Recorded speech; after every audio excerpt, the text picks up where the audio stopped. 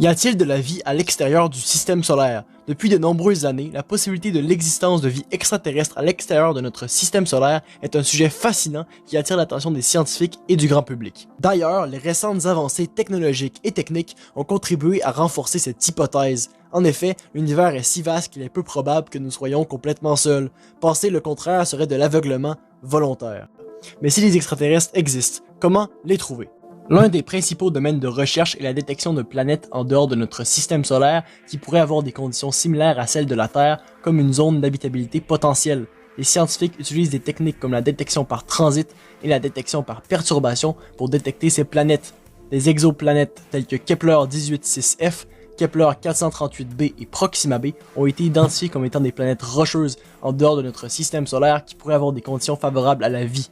Les scientifiques continuent de surveiller ces planètes pour déterminer s'il y a des signes de vie, tels que de l'eau liquide ou des molécules organiques. De plus, les chercheurs ont également identifié dans des disques protoplanétaires ainsi que dans des milieux interstellaires des molécules organiques comme l'éthylène glycol et la formamide, ce qui a suscité l'espoir que la vie extraterrestre pourrait exister sous des formes différentes de celles que nous connaissons sur Terre. Cela ouvre la possibilité de formes de vie basées sur des molécules différentes telles que le silicium ou l'ammoniac. Et si les extraterrestres existent, peut-on quantifier avec combien d'entre eux nous pourrions entrer en contact? L'équation de Drake est un outil utilisé pour estimer le nombre de civilisations extraterrestres dans notre galaxie avec lesquelles nous pourrions entrer en contact. Elle a été proposée par le radioastronome américain Frank Drake en 1961. L'équation de Drake se présente sous la forme suivante.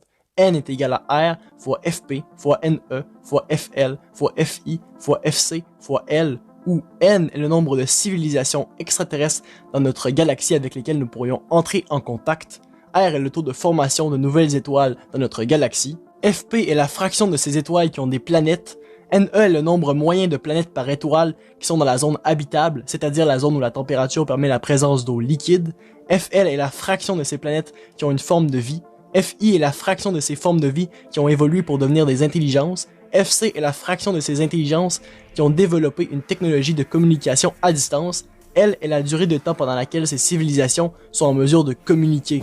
Il est important de noter que cette équation ne prend pas en compte tous les facteurs importants pour la détection d'une exoplanète habitable. Par exemple, elle ne prend pas en compte la présence d'une atmosphère qui est un facteur crucial pour la vie telle que nous la connaissons. Néanmoins, d'après les scientifiques, le résultat de cette équation s'élèverait entre 0 et 1 million. Cette estimation est des plus approximatives, mais au vu des nombreuses variables inconnues, c'est déjà un bon début. Mais est-ce que les extraterrestres sont déjà entrés en contact avec nous? En 2019, dans le cadre du projet Breakthrough Listen, les astronomes pensaient avoir reçu divers signaux en provenance du système solaire Proxima du Centaure, situé à environ 4,2 années-lumière de la Terre. Cette nouvelle des plus surprenantes avait alors fait grand bruit dans les médias étant donné la nature étrange des signaux. La technosignature de ceux-ci laissait penser à des extraterrestres. En effet, contrairement aux ondes émises par le cosmos, les signaux de forme de vie externe à la Terre ressembleraient beaucoup aux transmissions humaines. C'était d'ailleurs le cas des signaux captés dans le cadre du projet. Ceux-ci couvraient également une gamme de fréquences radio très limitée et avaient une dérive distinctive, laissant penser que la source radio proviendrait de la planète Proxima b.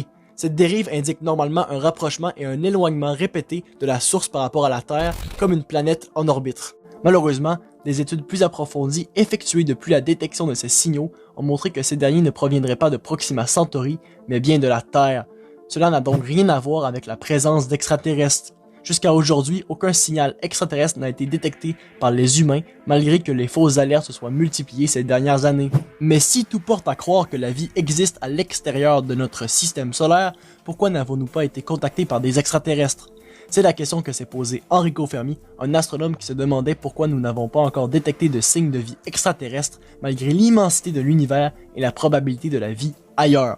Il y a plusieurs explications possibles pour ce paradoxe. L'une des plus couramment citées est la distance. Il est possible que les civilisations extraterrestres ne soient tout simplement pas assez proches de nous pour que nous puissions détecter leurs signaux. Il est également possible que les technologies extraterrestres soient si avancées qu'elles soient imperceptibles pour nous, ou que ces civilisations extraterrestres ne souhaitent tout simplement pas entrer en contact avec nous. Une autre explication possible est qu'il est peu probable que les sociétés de l'espace se développent de manière similaire à la nôtre et qu'elles puissent émettre des signaux que nous pourrions détecter. Il est également possible que les civilisations extraterrestres soient trop éloignées dans le temps pour que nous puissions entrer en contact avec elles. Deux pistes s'offrent alors à nous. soit elles ont déjà été détruites, ou elles n'ont pas encore atteint un stade où elles peuvent communiquer avec nous. En ce qui concerne ma propre opinion sur la possibilité de la vie extraterrestre, je pense qu'il est difficile de dire si la vie existe ailleurs dans l'univers ou non, car nous ne disposons pas encore de preuves concrètes. Cependant, étant donné l'immensité de l'univers et les avancées récentes dans la détection des planètes en dehors de notre système solaire, il me semble raisonnable de penser qu'il y a de fortes chances pour que la vie existe ailleurs.